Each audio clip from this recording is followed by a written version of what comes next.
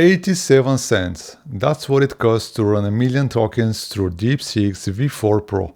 The most expensive American model on that same chart, Anthropic's Quad Fable 5, costs $50, 57 times more. And if you're wondering why that matters, consider this. 2 weeks ago, the Trump administration banned Anthropic's most powerful AI model, Quad 5, citing national security. 14 days later, they reversed the ban. Why? Because while Washington was banning American AI, Chinese firms were cutting API prices by 99%. Enterprise users started asking a reasonable question: why are we paying $50 for something that costs less than $1? Keep that price gap in mind, because in this video I'm going to show you why the surprising part isn't that the gap exists, the surprising part is what America is doing about it. The wider picture is this: the hyperscalers, Amazon, Microsoft, Google, Meta, Oracle, are collectively spending between $600 and $900 billion on AI infrastructure this year. Capital intensity has reached historical unthinkable levels. To put that in context, the last time technology companies were spending at this rate relative to revenue was 1999. And here is where I think most analysts are missing the critical nuance. In 1999, the companies spending the money were also the ones going bankrupt. Today, the companies doing the spending, Amazon, Microsoft, Google, Oracle, have roughly $300 billion in combined cash reserves. The issue is not solvency, I want to be clear about that. The issue is something subtler and, in my view, is made more dangerous by the fact that while American companies are spending historically unthinkable sums, Chinese companies are undercutting the output by up to 99%. Think about that for a second. America is building the most expensive AI infrastructure in human history. China is making the same capability available for less than $1. I don't think that's a sustainable spread. Citadel Securities published a report on June 10th titled Tokenomics, and I think their core argument is worth sitting with. The primary constraint on AI has shifted. It is no longer about what the models can do, it's about what it costs to run them. Compute, power, cooling, memory bandwidth, inference budgets, these are, in Citadel's words, real and binding constraints.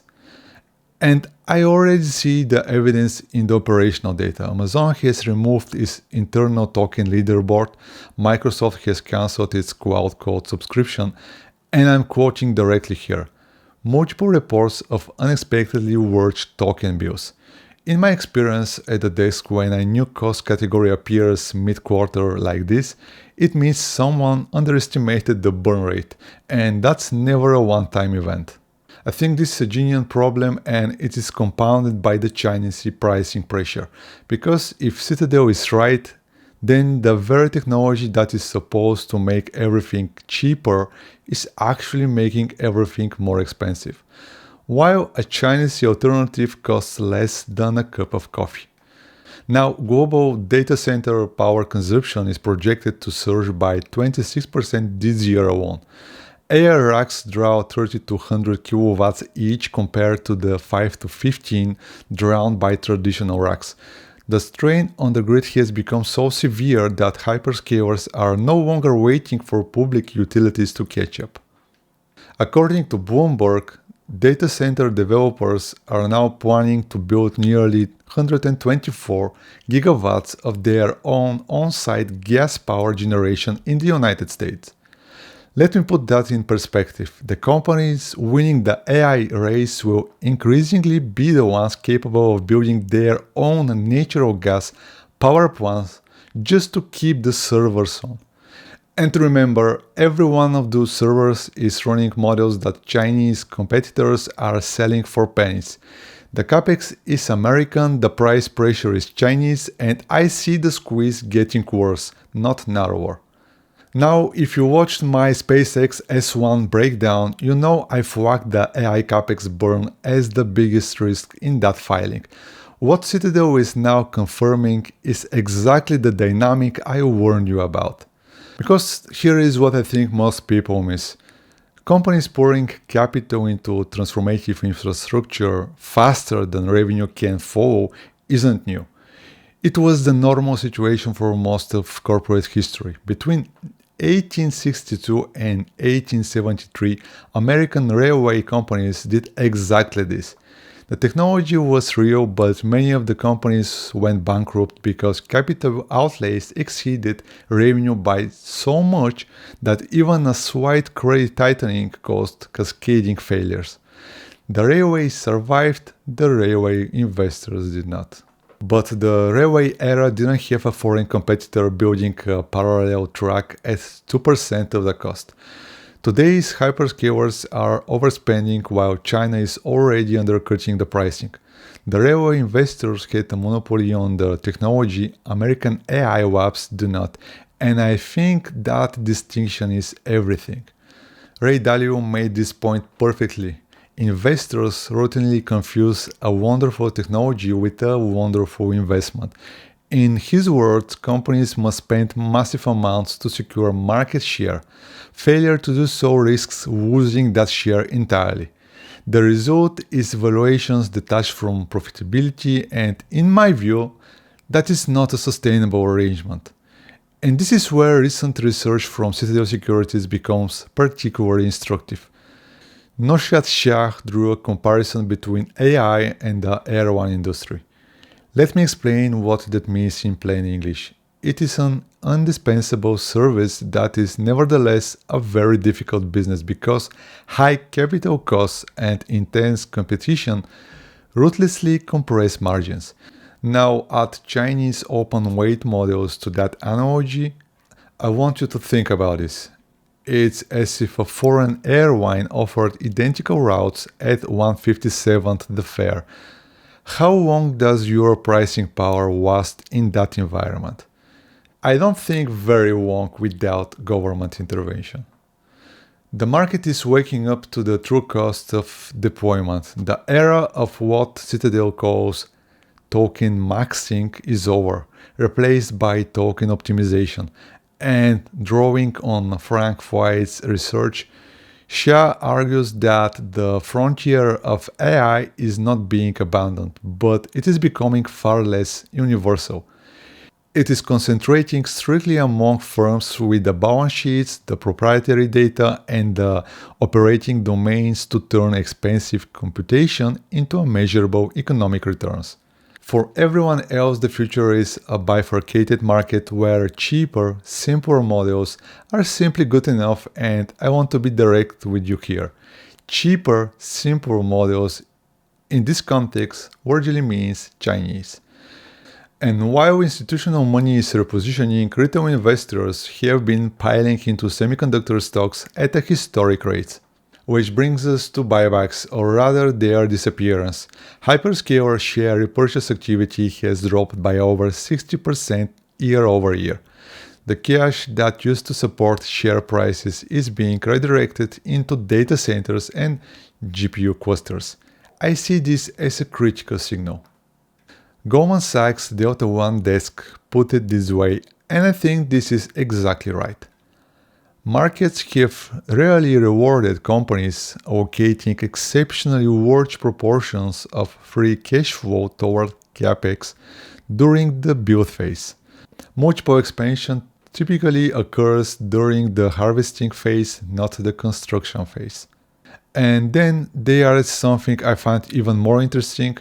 If hyperscalers continue to underperform while suppliers rally, boardrooms may increasingly question whether incremental AI investment is maximizing shareholder value.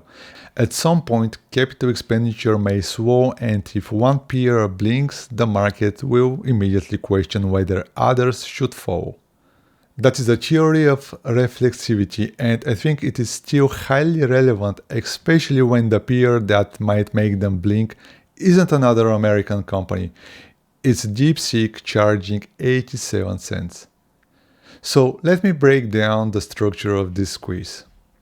Citadel Securities identifies three dynamics that, when mapped against the China-US price gap, make the picture clear. First, the constraint has shifted to cost.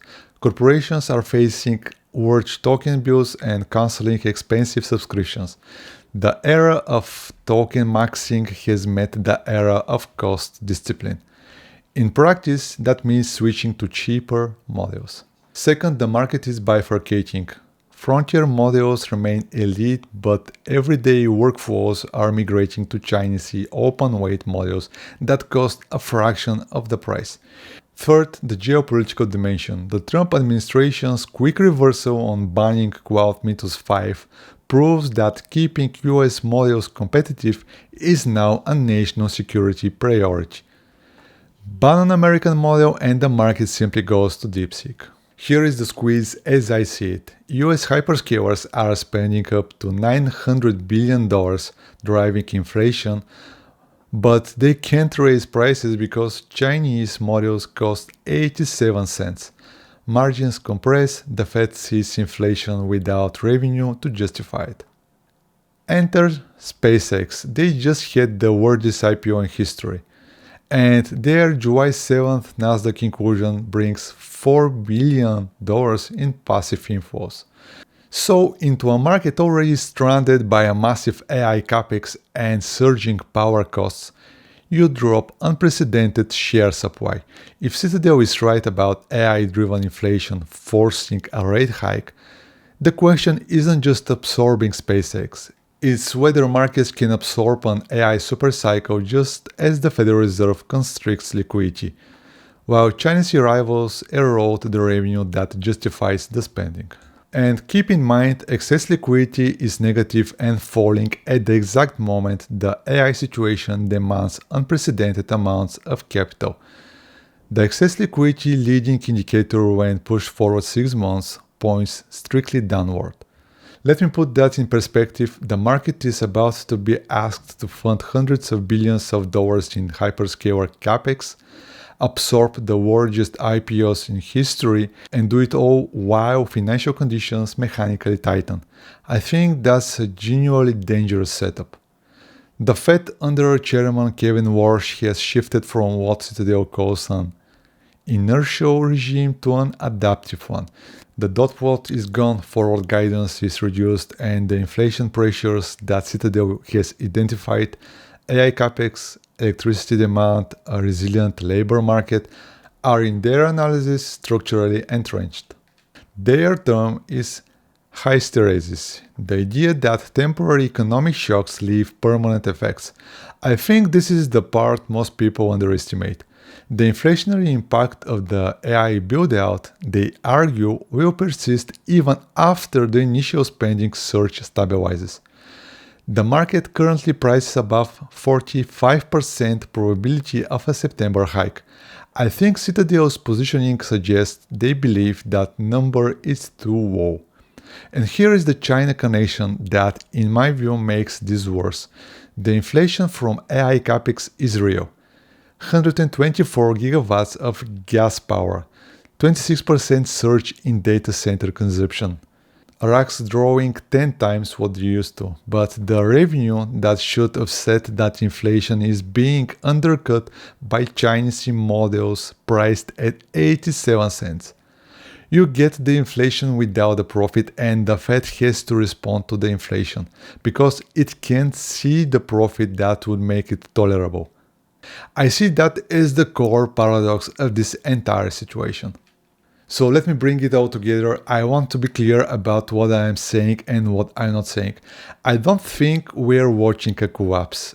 The technology is real, the demand is real, the companies building the infrastructure have the balance sheets to sustain it for now, but evidence suggests we are in the construction phase, not harvesting, and markets don't reward construction without multiples. They reward it with drawdowns. The AI economy is bifurcating, survivors will match capex to revenue, not just outspend, but China makes that very hard by anchoring revenue to 87 cents, not $50. The macro variable is the Federal Reserve. A September hike means swift repricing. Either way, free AI is over and tokenomics has arrived. I'm watching the July CPI, August jobs, and Q3 Capex revisions.